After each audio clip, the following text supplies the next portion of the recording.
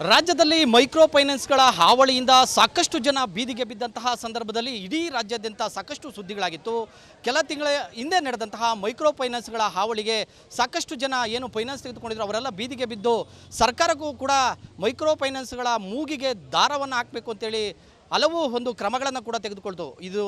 ಇದರ ನಡುವೆ ಇವತ್ತು ಕೂಡ ಬೆಂಗಳೂರು ಗ್ರಾಮಾಂತರ ಜಿಲ್ಲೆ ದೇವನಹಳ್ಳಿ ತಾಲೂಕಿನ ವಿಜಯಪುರ ಪಟ್ಟಣದಲ್ಲಿ ಒಂದು ಅಮಾನವೀಯ ಘಟನೆ ನಡೆದಿರುವಂಥದ್ದು. ನಾನು ನಿಮಗೆ ದೃಶ್ಯಗಳಲ್ಲಿ ಕೂಡ ತೋರಿಸ್ತಾ ಹೋಗ್ತೇನೆ.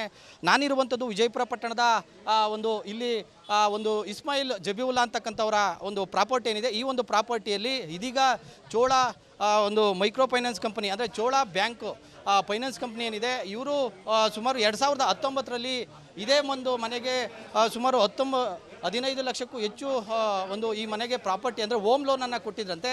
ಕೊಟ್ಟಿದ್ದಂಥ ಸಂದರ್ಭದಲ್ಲಿ ಇತ್ತೀಚೆಗೆ ಒಂದು 5 ತಿಂಗಳಿಂದನೂ ಕೂಡ ಅಮೌಂಟ್ ಕಟ್ಟಲಿಕ್ಕೆ ಒಂದು ಡ್ಯೂ ಕೂಡ ಇರುವಂಥದ್ದು.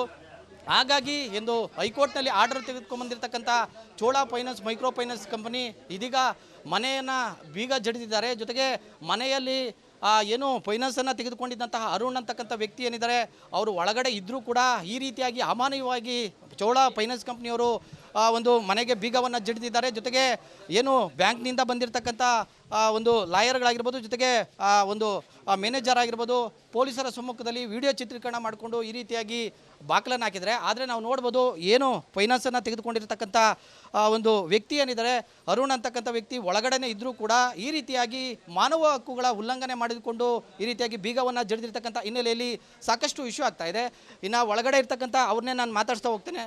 ಸರ್, ಈಗ ನೀವು ಯಾವಾಗ ಲೋನ್ ತೆಗೆದುಕೊಂಡಿದ್ರಿ, ಜೊತೆಗೆ ಇವತ್ತು ಏನು ಚೋಳ ಫೈನಾನ್ಸ್ ಅವರು ಇವಾಗ ಬಾಗಿಲು ಹಾಕಿದ್ದಾರೆ, ಏನು ಹೇಳ್ತೀರಿ? ಎಷ್ಟು ಲೋನ್ ತೆಗೆದುಕೊಂಡಿದ್ರಿ ನೀವು?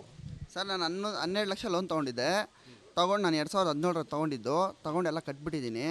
ಕಟ್ಬಿಟ್ಟಿದ್ದಾದಮೇಲೆ ನಾನೇನು ಮಾಡಿದೆ, ನಂಗೆ ಜಾಸ್ತಿ ಬಾಧೆ ಇದ್ದಾಗ ಏನು ಮಾಡಿದೆ, ಈ ಪ್ರಾಪರ್ಟಿನ ನಾನು ಮಾರಾಕ್ಬಿಟ್ಟು ಮತ್ತೆ ಅವ್ರ ಹತ್ರನೇ ಇನ್ನು ಸ್ವಲ್ಪ ದುಡ್ಡು ಅವ್ರ ಕಡೆ ಬಿಟ್ಟು ಅಡ್ವಾನ್ಸ್ ಕೊಟ್ಟು ಬಾಡಿಗೆಗಿದ್ದೆ ಸರ್ ಮನೆಯಲ್ಲಿ. ನಾನು ಒಳಗಡೆ ಮಲ್ಕೊಂಡಿದ್ದೆ, ಮೈಗೂ ಹುಷಾರಿಲ್ಲ, ನಮ್ಮ ಮನೆಯವ್ರಿಗೂ ಮೈಗೂ ಹುಷಾರಿಲ್ಲ, ಅವ್ರನ್ನ ಅಡ್ಮಿಟ್ ಮಾಡಿದ್ದೀನಿ. ನನಗೂ ಮೈಗೂ ಹುಷಾರಿರಲಿಲ್ಲ, ಒಳಗಡೆ ಇದ್ದಿದ್ದು ನಾನು ಮಾತ್ರೆ ಹಾಕ್ಕೊಂಡಿದ್ದೆ, ಮಲ್ಕೊಂಡಿದ್ದೆ, ನನಗೇನು ಗೊತ್ತಾಗಿಲ್ಲ. ಸೌಂಡ್ ಬರ್ತಾಯಿತ್ತು. ಸರಿ ಆಯ್ತು, ಬರೋ ಹೊತ್ತಿಗೆ ಲಾಕ್ ಮಾಡಿಬಿಟ್ಟಿದ್ರು. ಅಲ್ಲಿ ಸೈಡಲ್ಲಿ ಬಂದುಬಿಟ್ಟು ನಾನು ಇದ್ಕೊಂಡು, ಸರ್ ನಾನು ಒಳಗಡೆ ಇದ್ದೀನಿ, ಯಾಕೆ ಸರ್ ಏನು ಮಾಡ್ತಾಯಿದ್ದೀರಾ, ಯಾರು ಸರ್ ನೀವು ಅಂತ ಹೇಳಿದ್ರೆ, ನಾವು ಬ್ಯಾಂಕ್ ಅವರು ಈ ಪ್ರಾಪರ್ಟಿನ ಸೀಸ್ ಮಾಡಿದ್ದೀನಿ ಅಂದರೆ, ಸರ್ ನಾನು ಆಚೆ ಬರೋದು ಹೆಂಗೆ ಅಂದರೆ, ನೀನು ಹಾಕ್ಕೊಂಡು ಸತ್ಕೋ, ಸೀಸ್ ಮಾಡಿದ್ಮೇಲೆ ಒಂದು ಸತಿ ಮಾಡಿದ್ಮೇಲೆ ತೆಗಿಯಲ್ಲ ನಾವು. ಇದು ಸಂಬಂಧ ಅವ್ರಿಗೆ ಗೊತ್ತಿರಲಿಲ್ವಾ ಚಿತ್ರೀಕರಣ ಮಾಡಬೇಕಾದ್ರೆ ನೀವು ಒಳಗೆ ಇರಲಿಲ್ಲ ಅಂತ ಹೇಳ್ತಾ ಇದ್ದಾರೆ? ಸರ್ ನಾನು ಒಳಗಡೆ ಇದ್ದೆ ಸರ್, ನನ್ನ ಮೈಗೂ ಹುಷಾರಿಲ್ಲ, ಮಲ್ಕೊಂಡಿದ್ದೆ ಸರ್ ರೂಮಲ್ಲಿ, ನಾನು ಒಳಗಡೆ ಇದ್ದೆ. ಎಷ್ಟು ಡ್ಯೂ ಆಗಿದೆ? ಈಗ ಎಷ್ಟು ತಿಂಗಳು ಡ್ಯೂ ಆಗಿದೆ? ಎಲ್ಲ ಕ್ಲಿಯರ್ ಆಗಿದೆ ಸರ್. ಏನು ಹೇಳ್ತಾ ಇದ್ದಾರೆ 5 ತಿಂಗಳು ಡ್ಯೂ ಆಗಿದೆ. ಆಸ್ ಎ ಒಂದು ಕನ್ಸರ್ನ್ ಇದ್ರ ಪ್ರಕಾರವಾಗಿ ನಾವು ಆರ್ಡರ್ ತೊಗೊಂಬಂದು ಈಗ ಬಾಗಿಲು ಹಾಕಿದ್ದೀವಿ. ನನ್ನ ಹೆಸರಲ್ಲಿ ಪ್ರಾಪರ್ಟಿ ಇಲ್ಲ, ನನ್ನ ಹೆಸರಲ್ಲಿ ಲೋನೇ ಇಲ್ಲ ಸರ್. ಎಲ್ಲ ಕ್ಲಿಯರ್ ಆಗಿದೆ, ಎಲ್ಲ ಹೋಗಿದೆ. ಕ್ಲಿಯರ್ ಆದಮೇಲೆ ಪ್ರಾಪರ್ಟಿನೂ ಬೇರೆಯವ್ರಿಗೆ ತೊಗೊಂಡಿರೋದು ಆಗಿರೋದು. ಆಮೇಲೆ ನಾನು 9 ತಿಂಗಳ ಹಿಂದ್ಗಡೆ ಅವ್ರು ಲೋನ್ ತೊಗೊಂಡಿದ್ದಾರಲ್ಲ, ಈ ಮನೆ ಮಾರಿದಾರಲ್ವ, ಅವರು ನಾನು ಇದ್ಬಿಟ್ಟು ಬ್ಯಾಂಕ್ ಹತ್ರ ಹೋಗಿದ್ರಿ. ಬ್ಯಾಂಕ್ ಹತ್ರ ಹೋಗ್ಬಿಟ್ಟು, ಸರ್ ಹಿಂಗೆ ನೀವು ಲೋನ್ ಇದೆ ಅಂತ ಹೇಳ್ಬಿಟ್ಟು ಇದು ಮಾಡ್ತಾ ಇದ್ದೀರಾ, ಪ್ರಾಪರ್ಟಿ ನೋಡ್ರಿ ಅವ್ರು ತೊಗೊಂಬಿಟ್ಟಿದ್ದಾರೆ ಅಂದರೆ ಜಿ ಪಿಯಿಂದ ನಂದೇನಿಲ್ಲ ಸರ್, ಇದು ನಾನು ಮಾಡ್ಕೊಟ್ಟಿದ್ದಲ್ಲ. ಜಿ ಪಿ ನಾನು ಕ್ಯಾನ್ಸಲ್ ಆಗಿಬಿಟ್ಟು ನನಗೆ ಮಾಡ್ಕೊಟ್ಟಿರಲ್ಲ, ಅವ್ರು ಹೋಗಿ ಡೈರೆಕ್ಟ್ ಅವ್ರಿಗೆ ಲೋನ್ ಮಾಡಿರೋ, ಇದು ರಿಜಿಸ್ಟರ್ ಮಾಡ್ಕೊಟ್ಟಿರೋದು.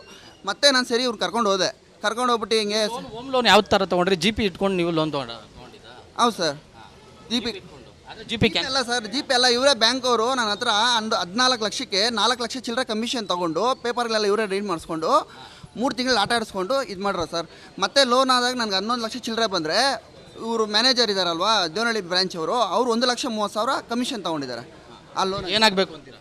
ನನಗೇನು ಸರ್, ನ್ಯಾಯ ಬೇಕು, ಒಳಗಡೆ ಸಾಯಿ ಅಂತಾರಲ್ಲ ಸರ್. ನಾನು ಕಷ್ಟ ಬಿಟ್ಟು ಇದು ಮಾಡ್ರೋ ಸರ್, ನಂಗೆ ತಂದೆ ಇಲ್ಲ, ಯಾರೂ ಇಲ್ಲ ಸರ್, ನಾನು ಇದು ಮಾಡ್ಕೊಂಡು ಇದು ಬದುಕ್ತಾ ಇರೋದು. ನನ್ನ ಕಷ್ಟದಲ್ಲಿದ್ದೆ, ಮನೇನು ಮಾರ್ಕೊಂಡೆ, ಎಲ್ಲ ಮಾಡ್ಕೊಂಡೆ.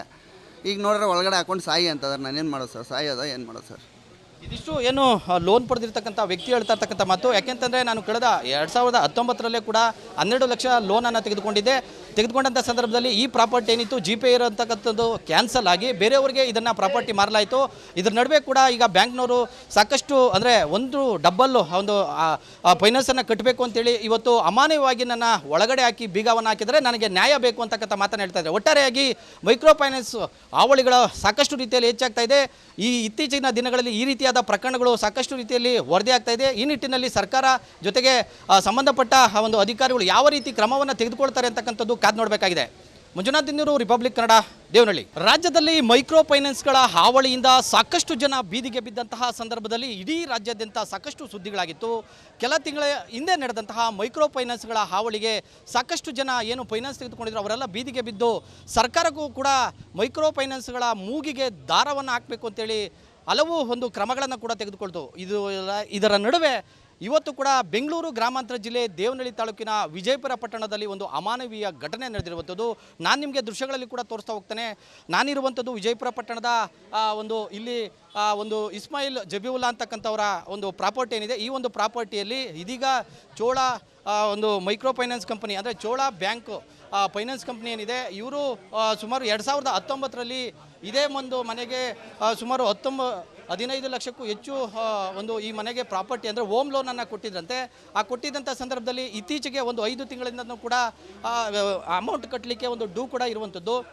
ಹಾಗಾಗಿ ಎಂದು ಹೈಕೋರ್ಟ್ನಲ್ಲಿ ಆರ್ಡರ್ ತೆಗೆದುಕೊಂಡ್ಬಂದಿರತಕ್ಕಂಥ Chola finance micro finance company ಇದೀಗ ಮನೆಯನ್ನು ಬೀಗ ಜಡಿದಿದ್ದಾರೆ. ಜೊತೆಗೆ ಮನೆಯಲ್ಲಿ ಏನು ಫೈನಾನ್ಸನ್ನು ತೆಗೆದುಕೊಂಡಿದ್ದಂತಹ ಅರುಣ್ ಅಂತಕ್ಕಂಥ ವ್ಯಕ್ತಿ ಏನಿದ್ದಾರೆ, ಅವರು ಒಳಗಡೆ ಇದ್ದರೂ ಕೂಡ ಈ ರೀತಿಯಾಗಿ ಅಮಾನವೀಯವಾಗಿ ಚೋಳ ಫೈನಾನ್ಸ್ ಕಂಪ್ನಿಯವರು ಒಂದು ಮನೆಗೆ ಬೀಗವನ್ನು ಜಡಿದಿದ್ದಾರೆ. ಜೊತೆಗೆ ಏನು ಬ್ಯಾಂಕ್ನಿಂದ ಬಂದಿರತಕ್ಕಂಥ ಒಂದು ಲಾಯರ್ಗಳಾಗಿರ್ಬೋದು, ಜೊತೆಗೆ ಒಂದು ಮ್ಯಾನೇಜರ್ ಆಗಿರ್ಬೋದು, ಪೊಲೀಸರ ಸಮ್ಮುಖದಲ್ಲಿ ವಿಡಿಯೋ ಚಿತ್ರೀಕರಣ ಮಾಡಿಕೊಂಡು ಈ ರೀತಿಯಾಗಿ ಬಾಗಿಲನ್ನು ಹಾಕಿದರೆ. ಆದರೆ ನಾವು ನೋಡ್ಬೋದು ಏನು ಫೈನಾನ್ಸನ್ನು ತೆಗೆದುಕೊಂಡಿರ್ತಕ್ಕಂಥ ಒಂದು ವ್ಯಕ್ತಿ ಏನಿದ್ದಾರೆ ಅರುಣ್ ಅಂತಕ್ಕಂಥ ವ್ಯಕ್ತಿ ಒಳಗಡೆನೇ ಇದ್ದರೂ ಕೂಡ ಈ ರೀತಿಯಾಗಿ ಮಾನವ ಹಕ್ಕುಗಳ ಉಲ್ಲಂಘನೆ ಮಾಡಿಕೊಂಡು ಈ ರೀತಿಯಾಗಿ ಬೀಗವನ್ನು ಜಡಿದಿರ್ತಕ್ಕಂಥ ಹಿನ್ನೆಲೆಯಲ್ಲಿ ಸಾಕಷ್ಟು ಇಶ್ಯೂ ಆಗ್ತಾ ಇದೆ. ಇನ್ನು ಒಳಗಡೆ ಇರ್ತಕ್ಕಂಥ ಅವ್ರನ್ನೇ ನಾನು ಮಾತಾಡ್ತಾ ಹೋಗ್ತೇನೆ. ಸರ್, ಈಗ ನೀವು ಯಾವಾಗ ಲೋನ್ ತೆಗೆದುಕೊಂಡಿದ್ರಿ? ಜೊತೆಗೆ ಇವತ್ತು ಏನು ಚೋಳ ಫೈನಾನ್ಸ್ ಅವರು ಇವಾಗ ಬಾಗಿಲು ಹಾಕಿದ್ದಾರೆ, ಏನು ಹೇಳ್ತೀರಿ? ಎಷ್ಟು ಲೋನ್ ತೆಗೆದುಕೊಂಡಿದ್ರಿ ನೀವು? ಸರ್, ನಾನು 12 ಲಕ್ಷ ಲೋನ್ ತೊಗೊಂಡಿದ್ದೆ. ತೊಗೊಂಡು ನಾನು 2017 ತೊಗೊಂಡಿದ್ದು. ತೊಗೊಂಡೆಲ್ಲ ಕಟ್ಬಿಟ್ಟಿದ್ದೀನಿ. ಕಟ್ಬಿಟ್ಟಿದ್ದಾದಮೇಲೆ ನಾನೇನು ಮಾಡಿದೆ, ನಂಗೆ ಜಾಸ್ತಿ ಬಾಧೆ ಇತ್ತು. ಬಾಧೆ ಇದ್ದಾಗ ಏನು ಮಾಡಿದೆ, ಈ ಪ್ರಾಪರ್ಟಿನ ನಾನು ಮಾರಾಕ್ಬಿಟ್ಟು ಮತ್ತೆ ಅವ್ರ ಹತ್ರನೇ ಇನ್ನು ಸ್ವಲ್ಪ ದುಡ್ಡು ಅವ್ರ ಕಡೆ ಬಿಟ್ಟು ಅಡ್ವಾನ್ಸ್ ಕೊಟ್ಟು ಬಾಡಿಗೆಗಿದ್ದೆ ಸರ್ ಮನೆಯಲ್ಲಿ. ನಾನು ಒಳಗಡೆ ಮಲ್ಕೊಂಡಿದ್ದೆ, ಮೈಗೂ ಹುಷಾರಿಲ್ಲ, ನಮ್ಮ ಮನೆಯವ್ರಿಗೂ ಮೈಗೂ ಹುಷಾರಿಲ್ಲ, ಅವ್ರನ್ನ ಅಡ್ಮಿಟ್ ಮಾಡಿದ್ದೀನಿ. ನನಗೂ ಮೈಗೂ ಹುಷಾರಿರಲಿಲ್ಲ. ಒಳಗಡೆ ಇದ್ದಿದ್ದು ನಾನು ಮಾತ್ರೆ ಹಾಕ್ಕೊಂಡಿದ್ದೆ, ಮಲ್ಕೊಂಡಿದ್ದೆ, ನನಗೇನು ಗೊತ್ತಾಗಿಲ್ಲ. ಸೌಂಡ್ ಬರ್ತಾಯಿತ್ತು. ಸರಿ ಆಯ್ತು, ಬರೋಸೊತ್ತಿಗೆ ಲಾಕ್ ಮಾಡಿಬಿಟ್ಟಿದ್ರು. ಅಲ್ಲಿ ಸೈಡಲ್ಲಿ ಬಂದುಬಿಟ್ಟು ನಾನು ಇದ್ಕೊಂಡು, ಸರ್ ನಾನು ಒಳಗಡೆ ಇದ್ದೀನಿ, ಹೆಂಗೆ ಸರ್ ಏನು ಮಾಡ್ತಾಯಿದ್ದೀರಾ, ಯಾರು ಸರ್ ನೀವು ಅಂತ ಹೇಳಿದ್ರೆ, ನಾವು ಬ್ಯಾಂಕ್ ಅವರು ಈ ಪ್ರಾಪರ್ಟಿನ ಸೀಸ್ ಮಾಡಿದ್ದೀನಿ ಅಂದರೆ, ಸರ್ ನಾನು ಆಚೆ ಬರೋದು ಹೆಂಗೆ ಅಂದರೆ, ನೀನು ಹಾಕ್ಕೊಂಡು ಸತ್ಕೋ, ಸೀಸ್ ಮಾಡಿದ್ಮೇಲೆ ಒಂದು ಸತಿ ಮಾಡಿದ್ಮೇಲೆ ತೆಗಿಯಲ್ಲ ನಾವು. ಇದು ಸಂಬಂಧ ಒಳಗಿರೋದು ಅವ್ರಿಗೆ ಗೊತ್ತಿರಲಿಲ್ವಾ? ಚಿತ್ರೀಕರಣ ಮಾಡಬೇಕಾದ್ರೆ ನೀವು ಒಳಗೆ ಇರಲಿಲ್ಲ ಅಂತ ಹೇಳ್ತಾ ಇದ್ದಾರೆ. ಸರ್ ನಾನು ಒಳಗಡೆ ಇದ್ದೆ ಸರ್, ನನ್ನ ಮೈ ಹುಷಾರಿಲ್ಲ, ಮಲ್ಕೊಂಡಿದ್ದೆ ಸರ್ ರೂಮಲ್ಲಿ. ನಾನು ಒಳಗಡೆ ಇದ್ದೆ. ಎಷ್ಟು ಡ್ಯೂ ಆಗಿದೆ ಈಗ? ಎಷ್ಟು ತಿಂಗಳು ಡ್ಯೂ ಆಗಿದೆ? ಎಲ್ಲ ಕ್ಲಿಯರ್ ಆಗಿದೆ ಸರ್. ಏನು ಹೇಳ್ತಾ ಇದ್ದಾರೆ 5 ತಿಂಗಳು ಡ್ಯೂ ಆಗಿದೆ. ಆ್ಯಸ್ ಎ ಒಂದು ಕನ್ಸರ್ನ್ ಇದ್ರ ಪ್ರಕಾರವಾಗಿ ನಾವು ಆರ್ಡರ್ ತೊಗೊಂಬಂದು ಈಗ ಬಾಗಿಲು ಹಾಕಿದ್ದೀವಿ. ನನ್ನ ಹೆಸರಲ್ಲಿ ಪ್ರಾಪರ್ಟಿ ಇಲ್ಲ, ನನ್ನ ಹೆಸರಲ್ಲಿ ಲೋನೇ ಇಲ್ಲ ಸರ್. ಎಲ್ಲ ಕ್ಲಿಯರ್ ಆಗಿದೆ, ಎಲ್ಲ ಹೋಗಿದೆ. ಕ್ಲಿಯರ್ ಆದಮೇಲೆ ಪ್ರಾಪರ್ಟಿನೂ ಬೇರೆಯವ್ರಿಗೆ ತೊಗೊಂಡಿರೋದು ಆಗಿರೋದು. ಆಮೇಲೆ ನಾನು 9 ತಿಂಗಳ ಹಿಂದ್ಗಡೆ ಅವ್ರು ಲೋನ್ ತೊಗೊಂಡಿದ್ದಾರಲ್ಲ, ಈ ಮನೆ ಮಾರಿದಾರಲ್ವ, ಅವರು ನಾನು ಇದ್ಬಿಟ್ಟು ಬ್ಯಾಂಕ್ ಹತ್ರ ಹೋಗಿದ್ರಿ. ಬ್ಯಾಂಕ್ ಹತ್ರ ಹೋಗ್ಬಿಟ್ಟು, ಸರ್ ಹಿಂಗೆ ನೀವು ಲೋನ್ ಇದೆ ಅಂತ ಹೇಳ್ಬಿಟ್ಟು ಇದು ಮಾಡ್ತಾ ಇದ್ದೀರಾ, ಪ್ರಾಪರ್ಟಿ ನೋಡ್ರಿ ಅವ್ರು ತೊಗೊಂಬಿಟ್ಟಿದ್ದಾರೆ ಅಂದರೆ, ಜಿ ಪಿಯಿಂದ ನಂದೇನಿಲ್ಲ ಸರ್, ಇದು ನಾನು ಮಾಡ್ಕೊಟ್ಟಿದ್ದಲ್ಲ. ಜಿ ಪಿ ನಾನು ಕ್ಯಾನ್ಸಲ್ ಆಗಿಬಿಟ್ಟು ನನಗೆ ಮಾಡ್ಕೊಟ್ಟಿರಲ್ಲ, ಅವ್ರು ಹೋಗಿ ಡೈರೆಕ್ಟ್ ಅವ್ರಿಗೆ ಲೋನ್ ಮಾಡಿರೋ, ಇದು ರಿಜಿಸ್ಟರ್ ಮಾಡ್ಕೊಟ್ಟಿರೋದು. ಮತ್ತೆ ನಾನು ಸರಿ ಇವ್ರು ಕರ್ಕೊಂಡು ಹೋಗ್ಬಿಟ್ಟು ಹಿಂಗೆ ಹೋಮ್ ಲೋನ್ ಯಾವ ಥರ ತೊಗೊಂಡ್ರಿ? ಜಿ ಪಿ ಇಟ್ಕೊಂಡು ನೀವು ಲೋನ್ ತೊಗೊಂಡಿದ್ದ? ಹೌದು ಸರ್. ಜಿ ಪಿ ಅಲ್ಲ ಸರ್, ಜಿ ಪಿ ಅಲ್ಲ, ಇವರೇ ಬ್ಯಾಂಕ್ ಅವರು ನನ್ನ ಹತ್ರ 14 ಲಕ್ಷಕ್ಕೆ 4 ಲಕ್ಷ ಚಿಲ್ಲರೆ ಕಮಿಷನ್ ತೊಗೊಂಡು ಪೇಪರ್ಗಳೆಲ್ಲ ಇವರೇ ರೀಡ್ ಮಾಡಿಸ್ಕೊಂಡು 3 ತಿಂಗಳು ಆಟ ಆಡಿಸ್ಕೊಂಡು ಇದು ಮಾಡ್ರೋ ಸರ್. ಮತ್ತೆ ಲೋನ್ ಆದಾಗ ನನಗೆ 11 ಲಕ್ಷ ಚಿಲ್ಲರೆ ಬಂದರೆ, ಇವರು ಮ್ಯಾನೇಜರ್ ಇದ್ದಾರಲ್ವಾ ದೇವನಹಳ್ಳಿ ಬ್ರಾಂಚ್ ಅವರು 1,30,30,000 ಕಮಿಷನ್ ತೊಗೊಂಡಿದ್ದಾರೆ. ಆ ಲೋನ್ ಏನಾಗಬೇಕು ಅಂತೀರಾ? ನನಗೇನು ಸರ್, ನ್ಯಾಯ ಬೇಕು, ಒಳಗಡೆ ಸಾಯಿ ಅಂತಾರಲ್ಲ ಸರ್. ನಾನು ಕಷ್ಟ ಬಿಟ್ಟು ಇದು ಮಾಡ್ರೋ ಸರ್, ನಂಗೆ ತಂದೆ ಇಲ್ಲ, ಯಾರೂ ಇಲ್ಲ ಸರ್. ನಾನು ಇದು ಮಾಡ್ಕೊಂಡು ಇದು ಬದುಕ್ತಾ ಇರೋದು. ನನ್ನ ಕಷ್ಟದಲ್ಲಿದ್ದೆ, ಮನೆಯೂ ಮಾರ್ಕೊಂಡೆ, ಎಲ್ಲ ಮಾಡ್ಕೊಂಡೆ. ಈಗ ನೋಡಿದ್ರೆ ಒಳಗಡೆ ಹಾಕೊಂಡು ಸಾಯಿ ಅಂತಂದ್ರೆ ನಾನೇನು ಮಾಡೋದು ಸರ್? ಸಾಯಿ ಅದ ಏನು ಮಾಡೋದು ಸರ್? ಇದಿಷ್ಟು ಏನು ಲೋನ್ ಪಡೆದಿರ್ತಕ್ಕಂಥ ವ್ಯಕ್ತಿ ಹೇಳ್ತಾ ಇರ್ತಕ್ಕಂಥ ಮಾತು. ಯಾಕೆಂತಂದರೆ ನಾನು ಕಳೆದ 2019ರಲ್ಲೇ ಕೂಡ 12 ಲಕ್ಷ ಲೋನನ್ನು ತೆಗೆದುಕೊಂಡಂಥ ಸಂದರ್ಭದಲ್ಲಿ ಈ ಪ್ರಾಪರ್ಟಿ ಏನಿತ್ತು ಜಿ ಪೇ ಇರೋಂಥಕ್ಕಂಥದ್ದು ಕ್ಯಾನ್ಸಲ್ ಆಗಿ ಬೇರೆಯವ್ರಿಗೆ ಇದನ್ನು ಪ್ರಾಪರ್ಟಿ ಮಾರಲಾಯಿತು. ಇದರ ನಡುವೆ ಕೂಡ ಈಗ ಬ್ಯಾಂಕ್ನವರು ಸಾಕಷ್ಟು ಅಂದರೆ ಒಂದು ಡಬ್ಬಲ್ಲು ಒಂದು ಫೈನಾನ್ಸನ್ನು ಕಟ್ಟಬೇಕು ಅಂತೇಳಿ ಇವತ್ತು ಅಮಾನವೀಯವಾಗಿ ನನ್ನ ಒಳಗಡೆ ಹಾಕಿ ಬೀಗವನ್ನು ಹಾಕಿದರೆ ನನಗೆ ನ್ಯಾಯ ಬೇಕು ಅಂತಕ್ಕಂಥ ಮಾತನ್ನು ಹೇಳ್ತಾ ಇದ್ದಾರೆ. ಒಟ್ಟಾರೆಯಾಗಿ ಮೈಕ್ರೋ ಫೈನಾನ್ಸ್ ಹಾವಳಿಗಳ ಸಾಕಷ್ಟು ರೀತಿಯಲ್ಲಿ ಹೆಚ್ಚಾಗ್ತಾ ಇದೆ. ಈ ಇತ್ತೀಚಿನ ದಿನಗಳಲ್ಲಿ ಈ ರೀತಿಯಾದ ಪ್ರಕರಣಗಳು ಸಾಕಷ್ಟು ರೀತಿಯಲ್ಲಿ ವರದಿ ಆಗ್ತಾ ಇದೆ. ಈ ನಿಟ್ಟಿನಲ್ಲಿ ಸರ್ಕಾರ ಜೊತೆಗೆ ಸಂಬಂಧಪಟ್ಟ ಒಂದು ಅಧಿಕಾರಿಗಳು ಯಾವ ರೀತಿ ಕ್ರಮವನ್ನು ತೆಗೆದುಕೊಳ್ತಾರೆ ಅಂತಕ್ಕಂಥದ್ದು ಕಾದು ನೋಡಬೇಕಾಗಿದೆ. ಮಂಜುನಾಥ್ ದಿನ್ನೂರು, ರಿಪಬ್ಲಿಕ್ ಕನ್ನಡ, ದೇವನಹಳ್ಳಿ.